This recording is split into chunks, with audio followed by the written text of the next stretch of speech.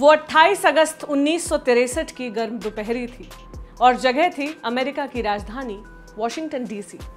यहाँ लाखों लोग अश्वेत अमेरिकी नागरिकों के साथ हो रहे भेदभाव के खिलाफ आवाज उठाने जुटे थे और इन लोगों की अगुवाई कर रहे थे मार्टिन लूथर किंग। उसी दिन लिंकन मेमोरियल की सीढ़ियों से मार्टिन ने एक ऐतिहासिक भाषण दिया था।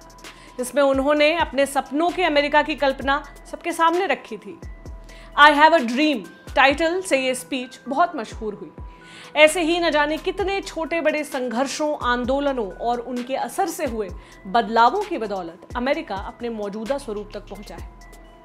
उस स्वरूप तक जहां पर कहा जाता है कि when America sneezes the world catches a cold.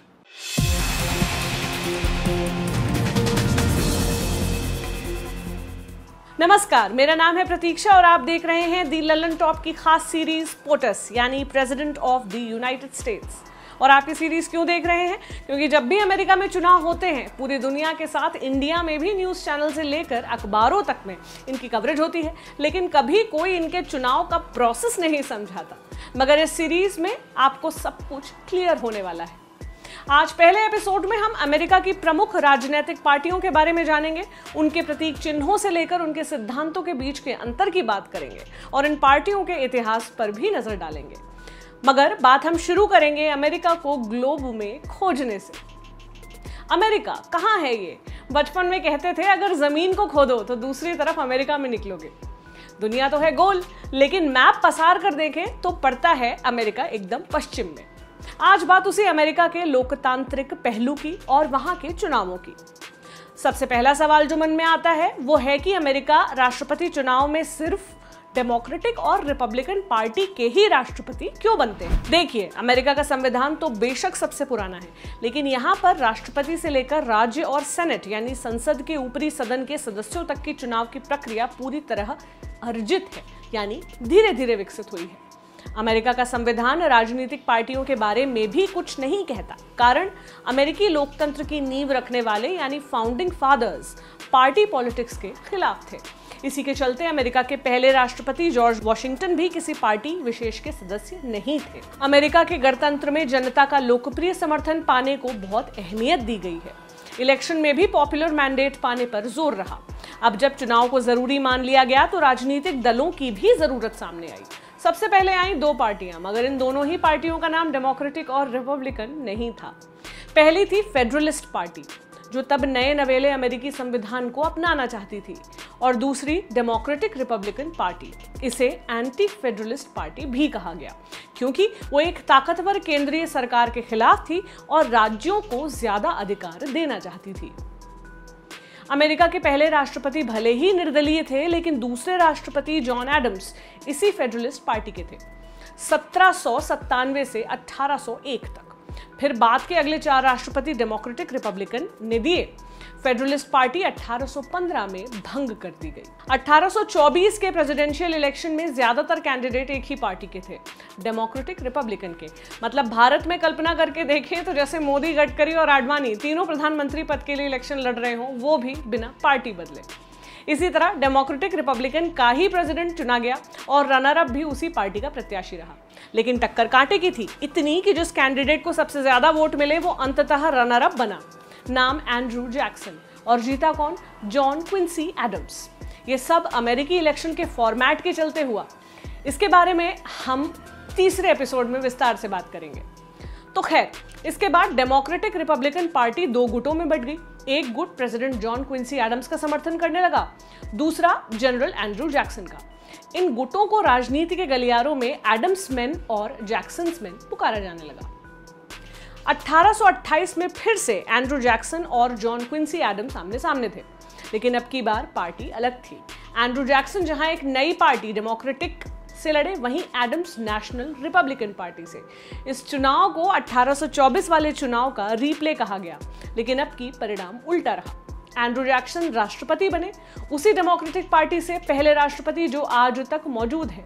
तो ये था डेमोक्रेटिक पार्टी का इतिहास। वहीं जॉन क्विंसी एडम्स वाली पार्टी, जिसका नाम था नेशनल रिपब्लिक पार्टी, वो बाद में विक पार्टी बन गई। जैसे भारत में जनसंघ से लेकर भाजपा तक एक ही पार्टी के नाम, काम, धाम बदले, वैसा ही कुछ समझ लीजिए। विग पार्टी ने भी अपने पीक काल में अमेरिका को 4 राष्ट्रपति दिए। लेकिन भाई अभी हमने आपको ग्रैंड ओल्ड पार्टी के बारे में तो बताया ही नहीं है।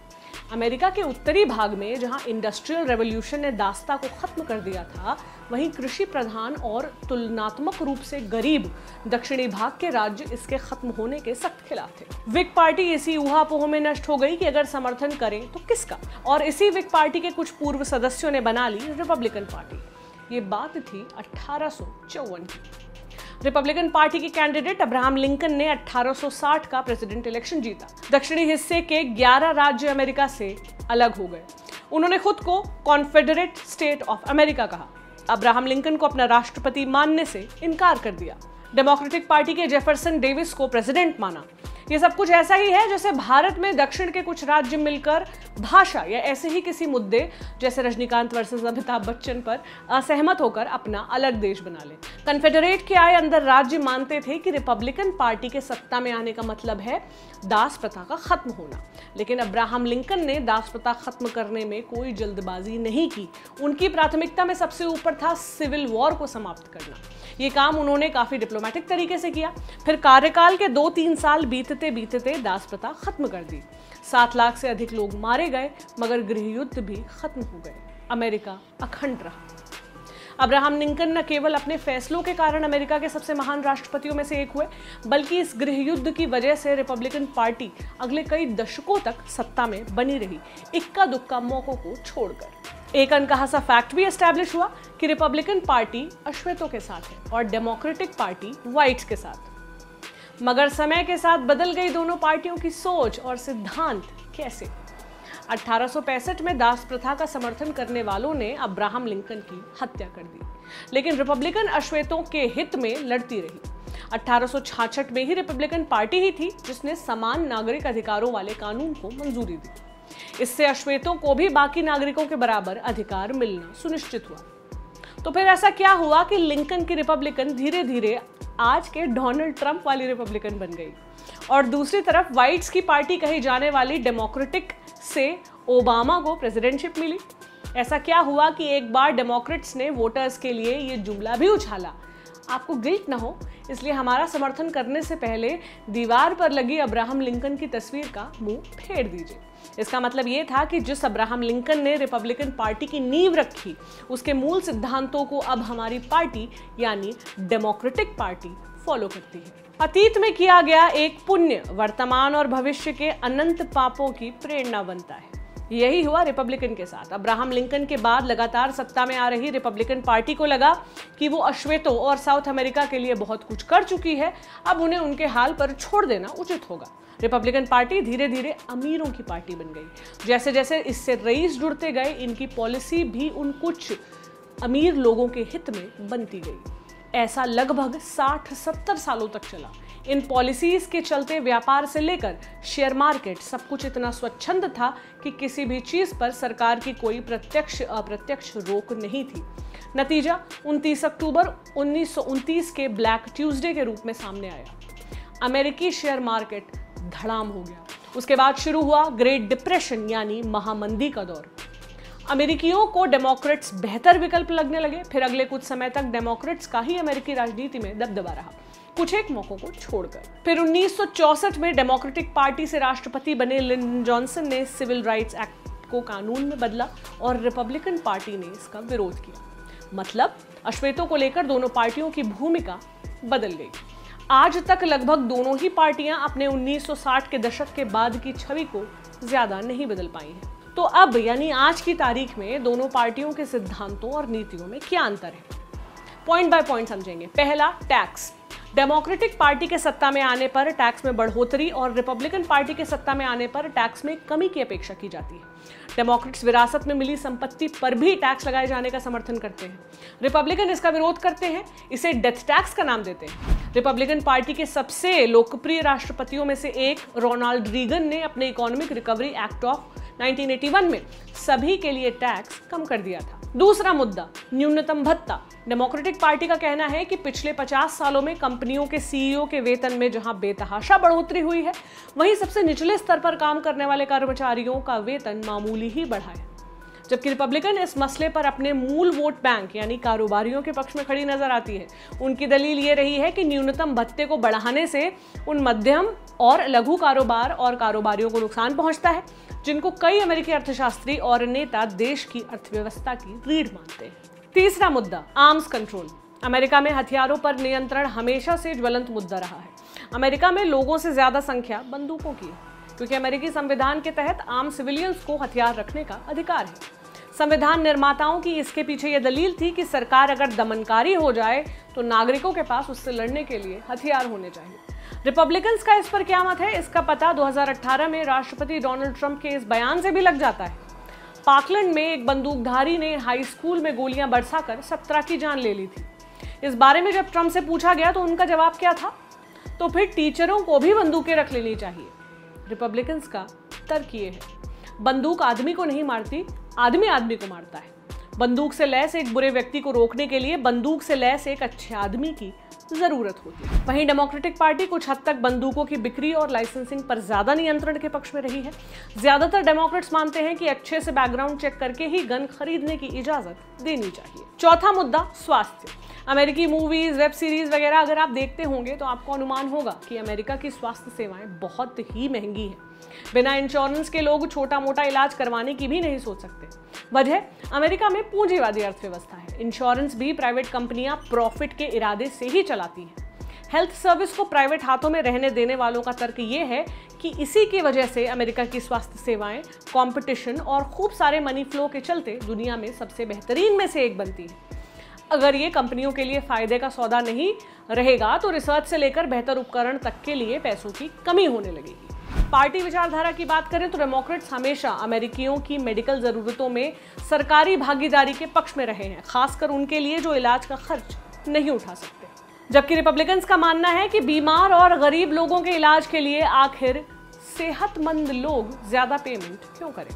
पांचवा मुद्दा, अबॉर्शन, गर्भपात यानी अबॉर्शन के मुद्दे पर रिपब्लिकन्स ज्यादातर प्रो लाइफ मतलब जिंदगी को तवज्जो देने वाले रहे, जबकि डेमोक्रेट्स प्रो चॉइस यानी इच्छा के मुताबिक कदम उठाने की वकालत करते हैं। मतलब रिपब्लिकन पार्टी ईसाई धर्म का हवाला देकर गर्भपात को हत्या की तरह मानती है। डेमोक्रेट्स वहीं इसे स्त्री अधिकारों से जोड़कर देखती है। उनका कहना है कि ये पूरी तरह महिला की इच्छा है कि वो बच्चा चाहती है या नहीं। स्त्रियों के शरीर पर पूरा अधिकार उन्हीं का होना चाहिए। हालांकि हमेशा से ऐसा नहीं था। 1970 के दशक तक ज्यादातर रिपब्लिकन्स गर्भपात के पक्ष में थे, लेकिन सांस्कृतिक और धार्मिक तौर से रूढ़िवादी तबके में अपना वर्चस्व कायम रखने के लिए उन्होंने अपना स्टैंड बदल लिया। छठा मुद्दा, शरणार्थी, इमिग्रेशन, एक ऐसा मुद्दा है जिस पर दोनों पार्टियों में जमकर मतभेद है। अमेरिका हमेशा से विदेशी नागरिकों को लुभाता रहा है, आव्रजन का ग्लोबल हब रहा है। इसके कारण कई हैं। दी अमेरिकन ड्रीम की चकाचौंध, बाकी देशों में अवसरों की कमी और उत्पीड़न ज्यादा। रिपब्लिकन्स बढ़ते इमिग्रेशन और शरणार्थियों को अमेरिका के लिए खतरा मानते हैं। डेमोक्रेट्स इस मसले पर रिपब्लिकन स्टैंड का विरोध करते हैं। उनका मानना है कि अमेरिका एक मेल्टिंग पॉट है और विभिन्न देशों से आए लोगों ने ही अमेरिका को समृद्ध किया है। सातवां मुद्दा, पर्यावरण। फरवरी 2015 अमेरिकन सेनेट में जलवायु परिवर्तन पर चर्चा चल रही थी। वैज्ञानिकों के अनुसार साल 2014 तब तक का सबसे गर्म साल था। रिपब्लिकन पार्टी के सेनेटर जेम्स इनहाफ सदन में एक बर्फ का गोला लेकर आए। कहा, देखो अगर इतनी बर्फ पड़ रही है तो ये कैसे हो सकता है कि दुनिया गर्म हो रही।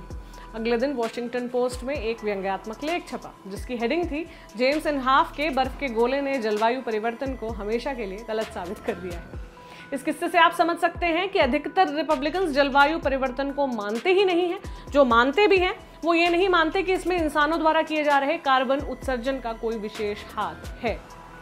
वहीं डेमोक्रेटिक पार्टी जलवायु परिवर्तन को एक खतरा और हमारे समय की सबसे बड़ी चुनौती मानती है। पार्टी का मानना है कि अमेरिका को ग्रीन हाउस गैस उत्सर्जन को कम करके दुनिया भर में जलवायु परिवर्तन के खिलाफ लड़ाई का नेतृत्व करना चाहिए। ये तो थे मुद्दे, अब आते हैं चिन्हों पर। डेमोक्रेट्स को गधा और रिपब्लिकन्स को हाथी कैसे मिला। आप जहां कहीं भी देखेंगे डेमोक्रेटिक पार्टी का रंग नीला और रिपब्लिकन पार्टी का रंग लाल। कारण 1976 में हुए राष्ट्रपति के चुनाव के दौरान ही रंगीन टीवी अमेरिका में काफी पॉपुलर हो रहे थे। अमेरिका में तब भी ढेर सारे न्यूज चैनल थे। हर पार्टी द्वारा जीते गए राज्य को अलग रंग से दिखाकर दर्शकों के लिए रिजल्ट को आसान बनाया गया, लेकिन जिस चैनल की जो मर्जी आती वो उसी रंग में डेमोक्रेट और रिपब्लिकन को दिखा रहा था। लाल रंग को लेकर दोनों ही पार्टियों में पूर्वाग्रह था। कारण अमेरिका की साम्यवाद से नफरत और दुश्मनी की हद तक दूरी। यूं सालों तक कुछ भी निश्चित नहीं हो पाया। फिर आया 2000 का प्रेसिडेंट इलेक्शन। रिजल्ट में कांटे की टक्कर थी। अंत तक फैसला नहीं हो पा रहा था कि अल गोर या जॉर्ज बुश में से कौन जीत रहा है। 1 महीने तक कंफ्यूजन और सस्पेंस बना रहा। इस दौरान न्यूज चैनल और न्यूज़पेपर से अपने दर्शकों और पाठकों को कंफ्यूजन से बचाने के लिए आम सहमति बनाई। डेमोक्रेट को नीला कर दिया और रिपब्लिकन को लाल कर दिया। वजह कुछ नहीं, बस नासिर साहब की तरह पर्ची निकालने जैसा कुछ रैंडम। बाद में न्यूयॉर्क टाइम्स के सीनियर ग्राफिक्स एडिटर आर्ची ने एक इंटरव्यू में बताया कि रिपब्लिकन पार्टी के लिए लाल या रेड कलर इस्तेमाल करने के पीछे बहुत ही सरल कारण था, और वो ये कि रिपब्लिकन और रेड दोनों अंग्रेजी के अक्षर आर से शुरू होते हैं। अब गधे और हाथी की बात। 1828 का चुनाव, जिसकी हम पहले भी चर्चा कर चुके हैं, डेमोक्रेटिक पार्टी के लिए पहला इलेक्शन था। डेमोक्रेटिक रिपब्लिकन पार्टी से टूटी डेमोक्रेटिक पार्टी के एंड्रू जैक्सन और नेशनल रिपब्लिकन पार्टी के जॉन क्विंसी एडम्स आमने सामने थे। दोनों के बीच भाजपा कांग्रेस टाइप कंपटीशन था। नेशनल रिपब्लिकन वाले डेमोक्रेटिक के जैक्सन को जैक एस यानी गधा पुकारते थे, लेकिन जैक्सन बैकफुट पर जाने वालों में से नहीं थे। वो अपने चुनावी पोस्टरों में गधे की फोटो का इस्तेमाल करने लग गए और चुनावों में जीत जैक्सन की ही हुई, गधा भी चल निकला। अब रिपब्लिकन पार्टी को हाथी कैसे मिला? गृह युद्ध के दौरान एक कार्टून में रिपब्लिकन्स को हाथी के रूप में दिखाया गया था। उस दौर में हाथी का मतलब था आक्रमण का सामना करना। जिस कार्टूनिस्ट थॉमस नॉस ने 1870 के दशक में डेमोक्रेटिक पार्टी को गधे के रूप में दिखाकर उसे प्रचलित कर दिया था, उन्होंने ही 1874 में रिपब्लिकन को हाथी के रूप में दर्शाकर हमेशा के लिए स्थापित कर दिया। तो देखा आपने, अमेरिका में भी 2 पार्टियों के बीच विचारधारा से लेकर इतिहास तक में कितने बड़े बड़े अंतर हैं। कुछ सामने से दिख जाते हैं, कुछ थोड़ी सी पढ़ाई करने के बाद समझ आ जाते हैं। हालांकि एक बात में दोनों पार्टियां जुड़वा बहनें हैं, गोया पटाखा मूवी वाली। एक बात जो दोनों में समान है वो है अपनी पार्टी से राष्ट्रपति पद का उम्मीदवार चुनने की आंतरिक प्रक्रिया।